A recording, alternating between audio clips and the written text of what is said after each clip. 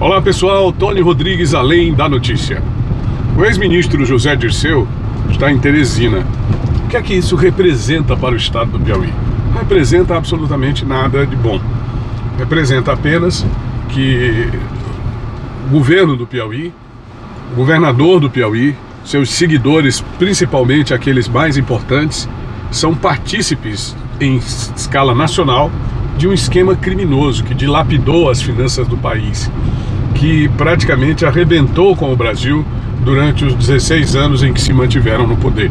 Só esclarecendo o fato de que eu coloco com os 13 anos da Dilma e mais 3 anos do Michel Temer nessa conta dos 16 anos de permanência do PT, porque a gente não pode esquecer que a Dilma Rousseff, ela tinha como vice o advogado, né, o constitucionalista, ele se apresentava como um dos grandes entendedores de leis brasileiras, Michel Temer.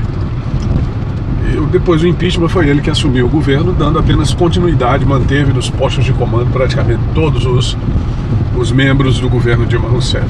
Mas a grande realidade é esta que eu estou falando aqui, é que eles se complementavam, né? Tanto é que o Michel Temer herdou até mesmo a impopularidade da ex-presidente. Ela já tinha em torno de 65% e ele chegou a 72% de impopularidade durante o período em que permaneceu no governo, pouco mais de 2 anos.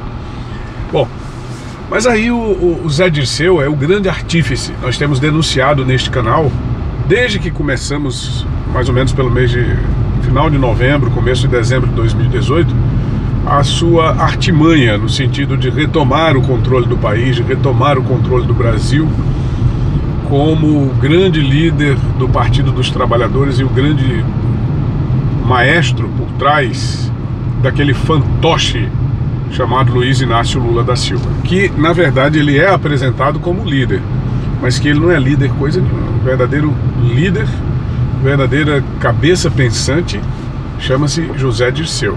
Mas 2 histórias sobre o Zé Dirceu. Eu acho que vocês até já devem saber. Mas eu quero contar aqui que ele deveria ter sido ator de telenovela. Nos anos 60, juntamente com o irmão adotivo, Marcos Paulo, ele fez testes para a TV Rio e foi aprovado, mas desistiu para ingressar no movimento estudantil, de onde saiu para o exílio em Cuba, depois que foi preso num congresso maluco que fizeram em Ibiúna. O fato é que ele foi para o exílio em Cuba, lá fez uma cirurgia plástica para ficar irreconhecível e voltou para o Brasil para organizar a luta armada contra o regime militar. Ele foi se refugiar numa cidade chamada Cruzeiro do Oeste, que é no interior do Paraná, e ali conheceu uma mulher da elite local chamada Clara Becker. Com ela ele manteve um relacionamento e teve um filho que é o Zeca do Dirceu. Lá ele se apresentava como Carlos Henriques, com a identidade totalmente alterada. E lá o Zé Dirceu, ele era ironizado pela população local. O pessoal dizia, olha, o Zé Dirceu só quer a boutique da Clara Becker. E o apelido dele passou a ser Pedro Caroço, em homenagem a uma música do Genival Lacerda. Pedro está de olho, é na boutique dela. Pedro está de olho, é na boutique dela. Então essa figura viveu vários anos, de 1973 até 1979, 6 anos com a Clara Becker em Cruzeiro do Oeste. E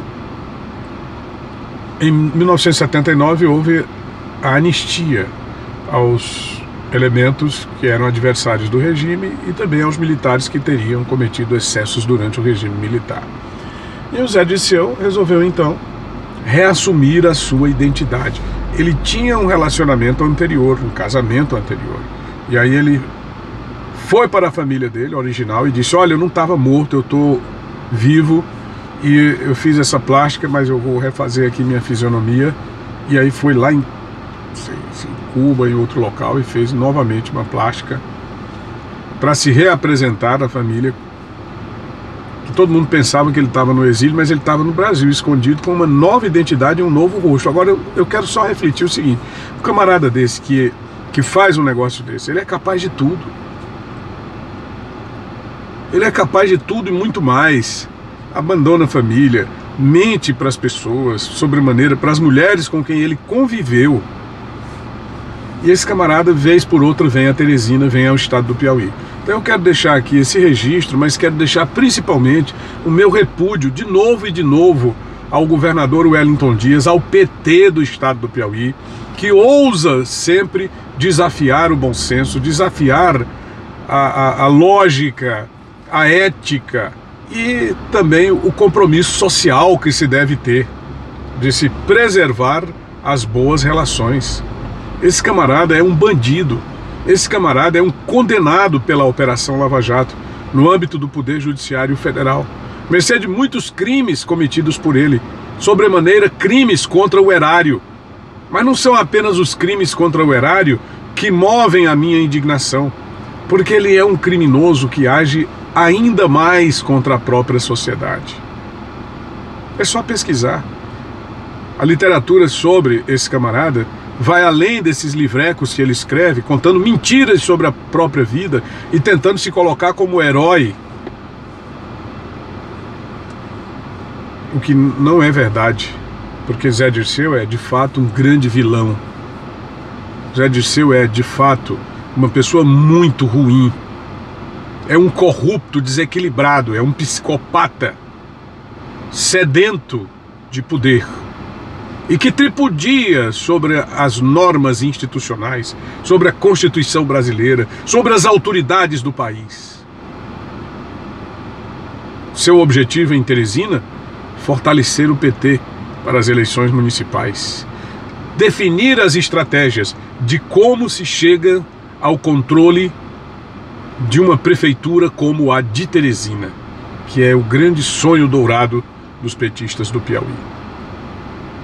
Dito isto, retiro-me, recolho-me de novo à minha insignificância, como sempre, observando que eles nem ouvem o que eu digo, né? Se tem alguém que ouve o que eu digo, são vocês que me acompanham aqui no YouTube, mas essas autoridades, pseudo-autoridades, estão nem aí para o que a gente diz. O que importa para eles é manter o controle.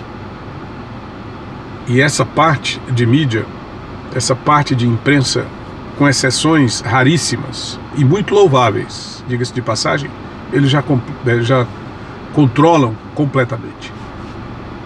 Deixe o seu gostei, se inscreve no nosso canal, ative as notificações no sino e vamos adiante. É Tony Rodrigues, Além da Notícia.